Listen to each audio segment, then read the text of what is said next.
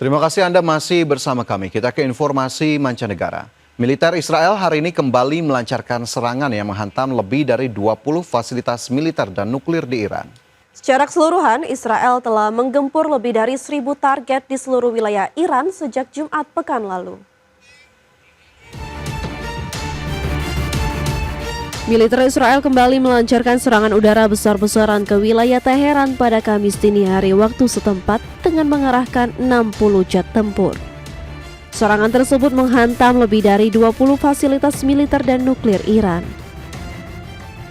Israel terus menggempur wilayah Iran di tengah meningkatnya eskalasi konflik dengan Iran. Sementara pemimpin tertinggi Iran, Ayatollah Ali Khamenei menegaskan negaranya tak akan menyerah atas serangan bertubi-tubi Israel. Target serangan Israel dalam serangan kali ini mencakup pabrik senjata, fasilitas pengayaan uranium, sentrifus, serta pusat penelitian dan pengembangan program senjata nuklir Iran. Pasukan pertahanan Israel menyebut fasilitas yang dihancurkan itu merupakan fasilitas yang digunakan untuk mempercepat upaya Iran dalam mengembangkan senjata nuklir. Selain itu, jet-jet Israel juga menargetkan pabrik yang memproduksi bahan baku dan komponen untuk sistem rudal, serta menyasar sejumlah lokasi produksi sistem pertahanan udara Iran. Juru bicara Israel, Avi Devrin, pada Rabu kemarin mengatakan, militer Israel telah menyerang lebih dari 1.100 target di seluruh Iran sejak mulai menggempur Iran secara besar-besaran pada Jumat pekan lalu. Berbagai sumber, IDX Channel. Pemimpin tertinggi Iran, Ayatollah Ali Khamenei, menyatakan Iran tak akan menyerah begitu saja untuk mengakhiri serangan Israel. Di sisi lain, Presiden Amerika Serikat akan melakukan tindakan yang masif dalam menghadapi sikap Iran yang enggan menyerah. Pemimpin tertinggi Iran, Ayatollah Ali Khamenei, menyatakan bahwa Iran tidak akan menerima seruan Presiden Amerika Serikat Donald Trump untuk menyerah tanpa syarat demi mengakhiri serangan Israel yang masih berlanjut. Khamenei menegaskan siapapun yang memahami sejarah bangsa Iran tidak akan pernah melakukan ancaman dalam bentuk apapun terhadap negara Iran. Ia menambahkan intervensi militer dari Amerika Serikat justru akan memperparah kerusakan di Iran yang akan sulit diperbaiki. Di sisi lain, Presiden Amerika Serikat Donald Trump tak menghiraukan pernyataan Ayatollah Ali Khamenei yang enggan menyerah dari serangan Israel. Trump menegaskan Amerika Serikat akan melakukan tindakan masif terhadap Iran karena dirinya sudah merasa hilang kesabaran dalam menghadapi penolakan Khamenei dan Iran untuk menyerah. Namun Trump tak juga memberi pernyataan yang tegas terkait rencana keterlibatan militer Amerika Serikat untuk ikut serta dengan Israel dalam menyerang wilayah Iran. Ia hanya mengisyaratkan bahwa pekan depan akan menjadi saat yang penting untuk penentuan masa depan keamanan Iran. Berbagi sumber IDX Channel.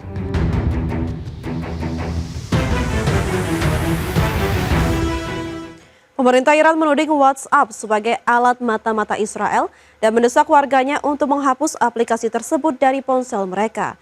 Di sisi lain, pemirsa, Meta selaku pemilik WhatsApp membantah keras tuduhan tersebut dan menyebut layanan mereka tetap aman dan terenkripsi.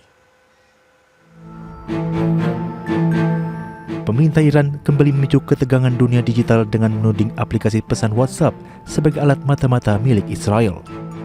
Iran bahkan mendesak warganya untuk segera menghapus aplikasi itu dari ponsel masing-masing karena dianggap mengirim data pengguna ke musuh bebuyutan mereka, Israel. Menanggapi tuduhan tersebut, Meta membantah keras dan menegaskan bahwa WhatsApp tetap aman digunakan. Meta menyatakan tidak pernah memberikan data massal ke pemerintah manapun dan pesan pengguna dilindungi dengan sistem enkripsi ujung ke ujung. Bidang pakar keamanan dari Cornell University menyebut metadata yang tidak terenkripsi masih bisa dimanfaatkan oleh pihak tertentu. Adapun WhatsApp sebenarnya pernah diblokir oleh Iran sejak tahun 2022 bersama Google Play.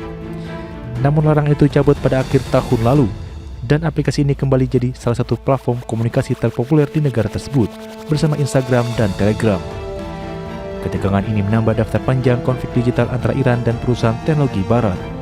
Berbagi sumber untuk IDX Channel. Presiden Rusia Vladimir Putin menegaskan tim negosiator Rusia siap untuk melanjutkan pembicaraan dengan Ukraina terkait pengakhiran perang. Putin mengatakan pertemuan kedua belah pihak bisa dilaksanakan setelah 22 Juni 2025. Putin menegaskan kembali sikap terbuka Rusia untuk berdialog dengan Ukraina untuk dapat mengakhiri perang, termasuk jika memungkinkan digelarnya dialog dengan Presiden Ukraina Volodymyr Zelensky. Meski demikian, Putin justru mempertanyakan legitimasi otoritas Zelensky dalam perundingan dengan Rusia. Dalam hal ini, Putin pun mempertanyakan keabsahan dokumen yang nantinya dihasilkan dalam perundingan Rusia dan Ukraina jika nantinya dokumen tersebut ditandatangani oleh Zelensky. Putin juga mengatakan bahwa jika tidak ada resolusi damai yang tercapai, Rusia akan mencapai targetnya di Ukraina dengan cara-cara militer. Мы не допустим, чтобы на Украине были вооруженные силы, которые угрожают в перспективе Российской Федерации и ее народу.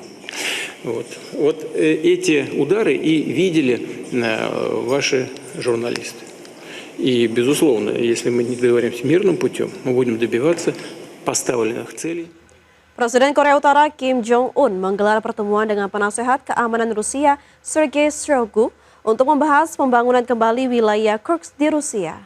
Namun Korea Selatan menyebut tindakan Korea Utara tersebut melanggar sanksi PBB. Presiden Korea Utara Kim Jong-un bertemu dengan penasehat keamanan Presiden Rusia Sergei Shoigu di Pyongyang pada hari Selasa lalu. Pertemuan itu membahas operasi militer pasukan Korea Utara di wilayah Kursk yang berbatasan langsung dengan Ukraina. Laporan media setempat menyebut Kim dan Shoigu membahas rencana kerjasama lanjutan untuk pembangunan kembali wilayah Kursk oleh pemerintahan Rusia. Selain itu, pertemuan pemimpin Korea Utara dan utusan pemerintah Rusia itu juga mengapresiasi langkah militer Korea Utara dalam operasi di Kursk yang sempat diinvasi oleh pasukan Ukraina pada tahun lalu. Dalam pembangunan kembali wilayah Kursk, Korea Utara akan mengirim 5.000 pekerja konstruksi militer dan 1.000 tenaga tambahan ke wilayah tersebut. Di sisi lain, Kementerian Luar Negeri Korea Selatan pada Rabu kemarin menyatakan sikap menyayangkan pengiriman pasukan Korea Utara ke Rusia. Korea Selatan menyebut pengiriman pasukan Korea Utara ke Rusia merupakan pelanggaran yang nyata terhadap sanksi PBB. Berbagai sumber IDX Channel. Pemirsa, Microsoft Corp berencana melakukan PHK terhadap ribuan karyawan. Informasi selengkapnya akan hadir usai jeda berikut ini.